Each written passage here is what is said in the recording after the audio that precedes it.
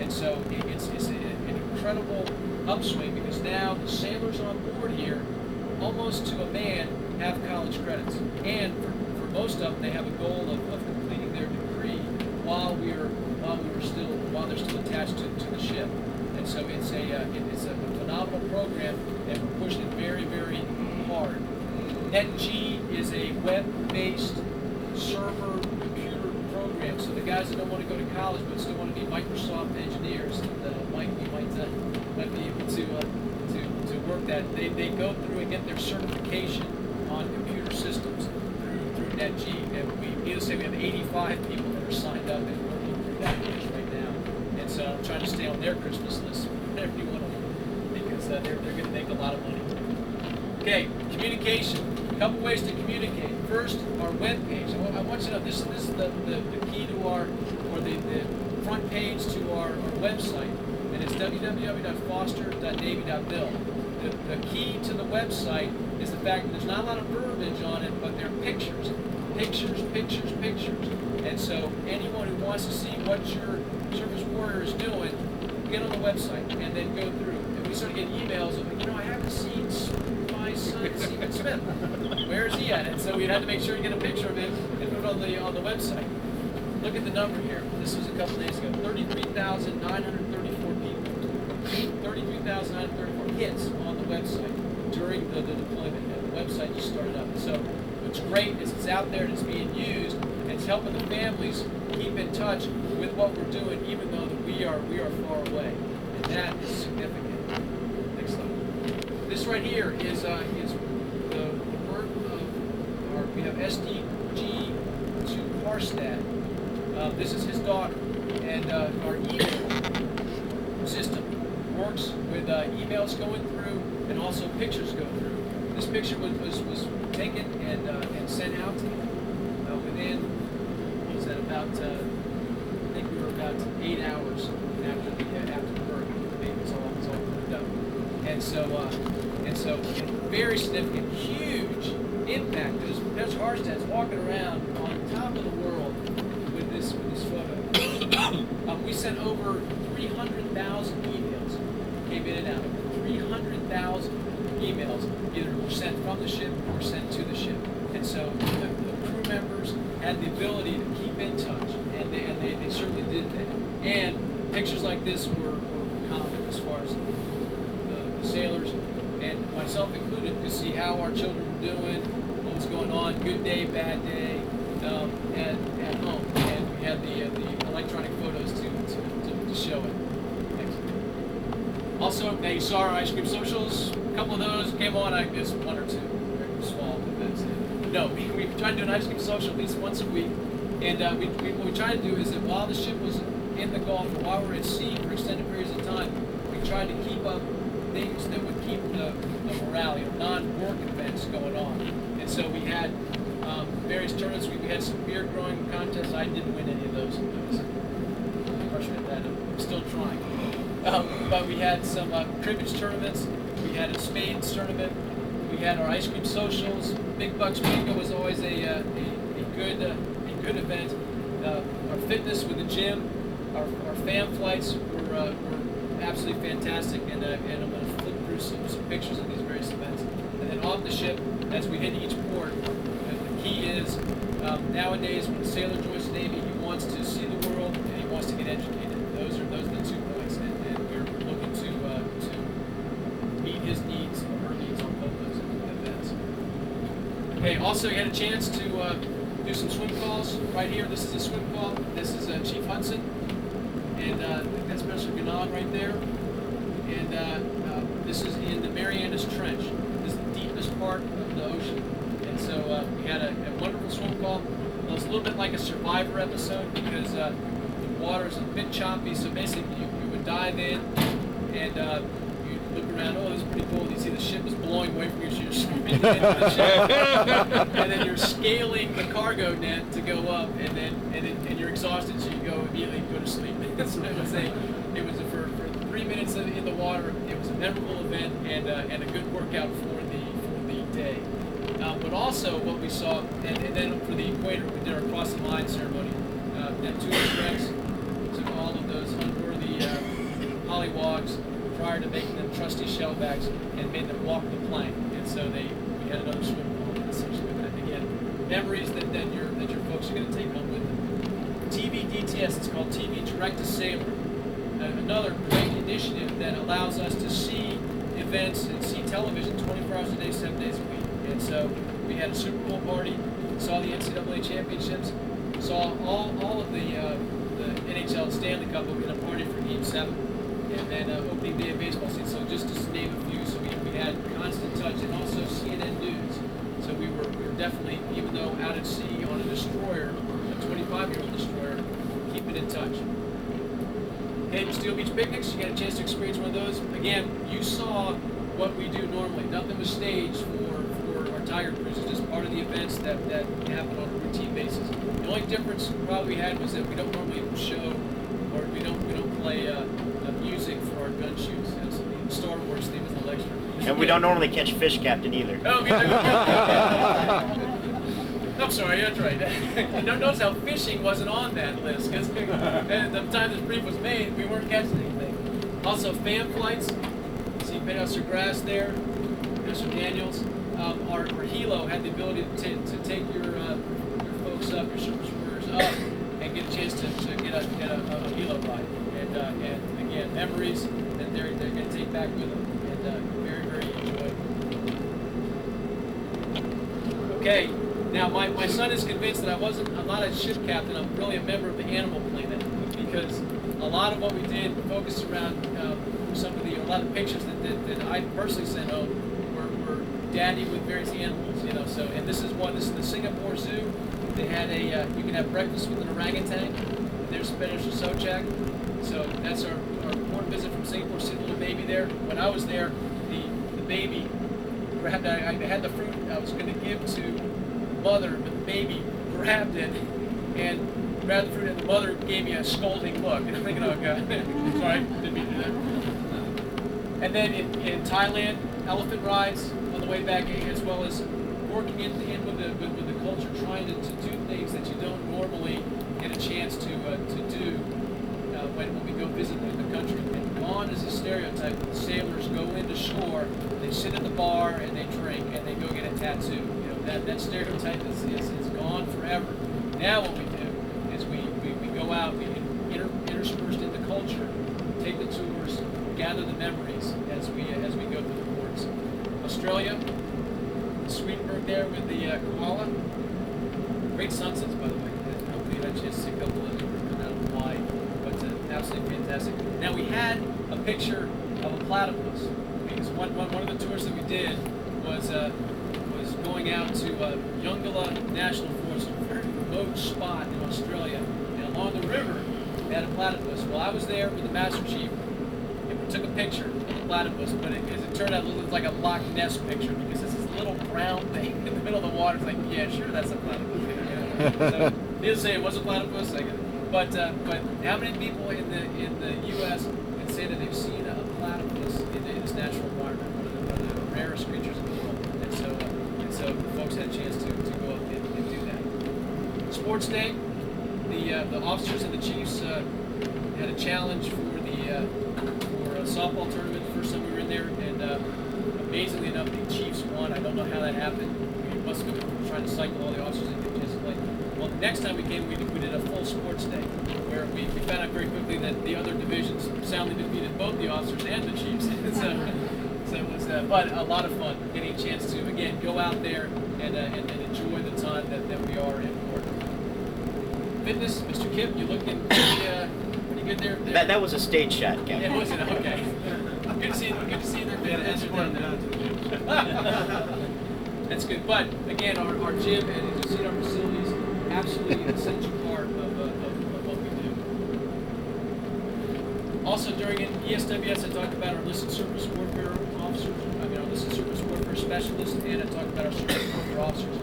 This insignia, when you see it on your Tiger sponsor, you see it on the folks around the ship, it's really, really important, and it's something that the folks work for, and it's the qualification that marks about a year's worth of study, years worth of work, in some cases almost 2 years. And so when you see that, and you see these pinning ceremonies, very, very significant. tremendous success during the deployment in qualifying both our enlisted personnel and our officers in this major milestone. This right here is a shot from Phuket, Thailand. As a matter of fact, your son took that picture. It's great. This is Paula Foster, and then our other two ships for the deployment was the USS Steedham, which we saw a little bit in Hawaii, and then the Coast Guard cutter Sherman, which was with us, is that other vessel that you see silhouetted there. And these three ships made up ACMEF 01. All right, any questions? See, I tried to have the quality of life slides were a lot more fun, but I had to balance it out with the fact that we were indeed doing some tough work during the time period of the deployment. Okay, does everyone understand now quality of service? Two components, quality of work and quality of life, and ACMEF 101 did a good job of combining both of those, and I think that your folks not only came back with some impressive numbers, some impressive accomplishments professionally, but also had a chance to bring back some pretty good memories. All right, any questions on the deployment? Questions on it? Yes? When you're stopping other vessels, then either crew have small arms? Well, what you do is, as part of the initial check, is that you ask the people, and for the most part, they would say, yes, the master has a handgun, but is locked in a safe in his room. And what we would do is, prior to putting anyone on board, we would either have the helicopter up doing a sweep, we would drive the ship very close, so they could see that we were armed very heavily, and all the guns were trained on their vessel. And we would drive our rib around so that they would do one more safety sweep. So we would do 3 independent checks to make sure that there was no issues with people putting up resistance. And then our folks would go on board, and then they had a defined sweep pattern that they would do. And our guys were all armed, and we would go through and basically secure the vessel. But for the most part, again, businessmen, actually even the smugglers, businessmen, just on the other end of the spectrum. And so they're not there to make a statement against the U.S. They're there to either sneak oil out or bring UN embargo goods in under legitimate areas. So what we really saw was that these are not rogue vessels out there working. These are businessmen trying to make a buck. Have you ever had any of them resist reports? Well, so what we did have is that if there was ever a possibility of a vessel that would resist, we also had NSW forces on board. And classification level, that doesn't allow me to put it in the brief. But what I can say is that if indeed there was a vessel that was tagged as one that could possibly bring resistance, our sailors wouldn't go on board. We would have SEALs, and the SEALs would go on board and conduct those particular warnings. And so, unfortunately, those were very small in number, and our SEALs pretty much slept most of the day, worked out in the gym, ate the ice cream social, so they were not overworked during our time period. Good. Any other questions? All right. Well, hopefully that gives a better idea of the events that we've done during our deployment, and I appreciate your coming down. Okay. Thank you very much. Thank you.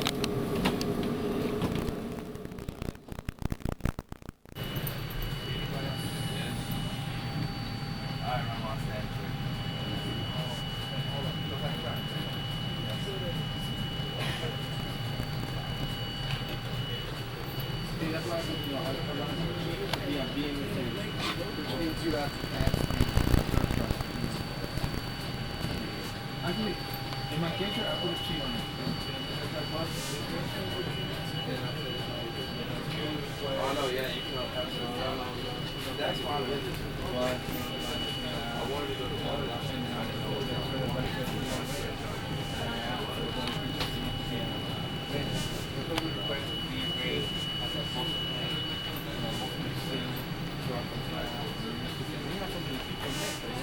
Oh, we don't send that.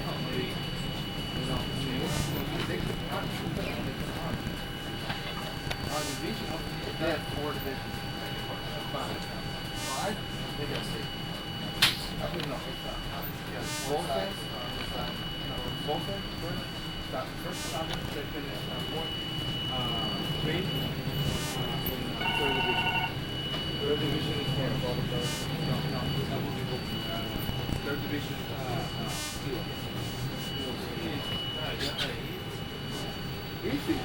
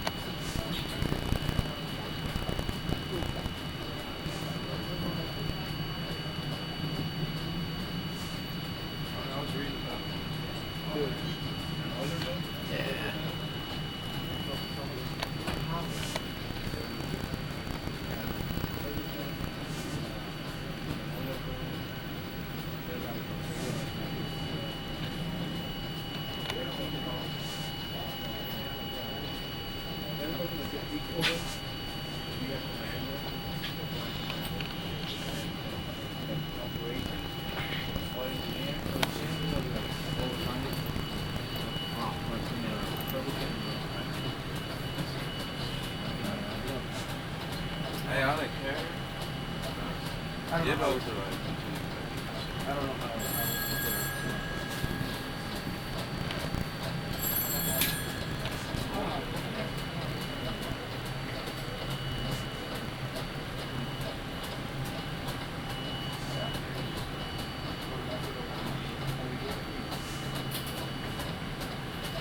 Yeah, go ahead.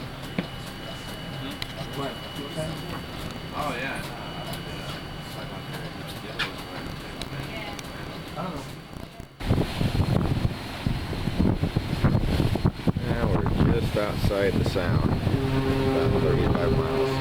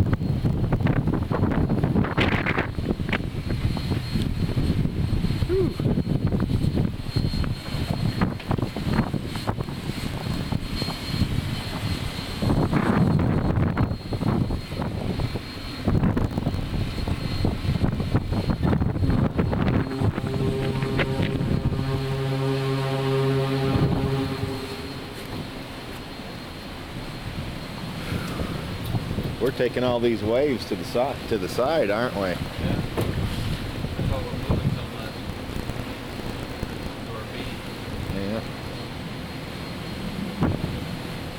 coming in, summertime, Washington, where we get winter wind. Yeah.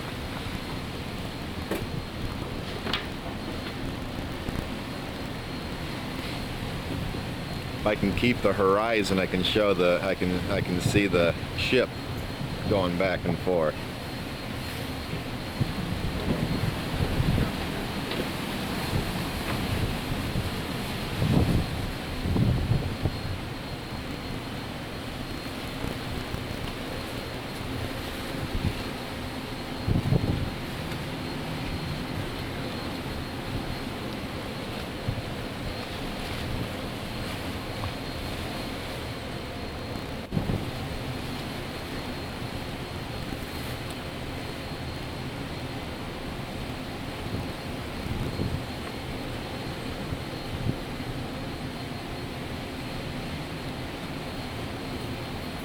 Every once in a while there's a really good one. I could feel it downstairs.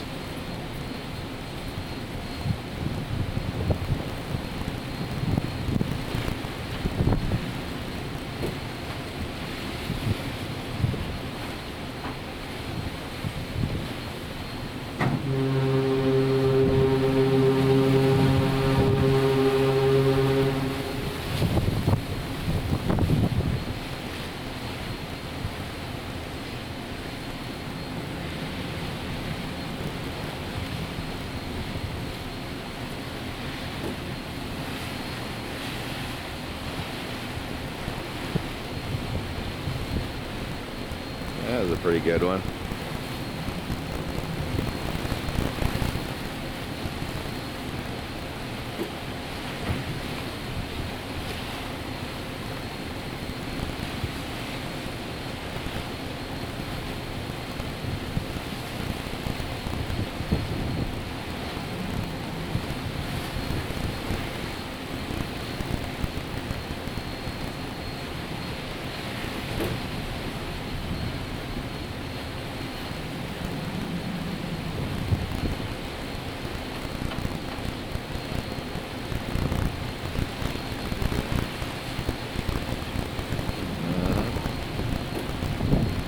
They still washing down up front? Yeah. Ooh, yeah. Going along the sides now.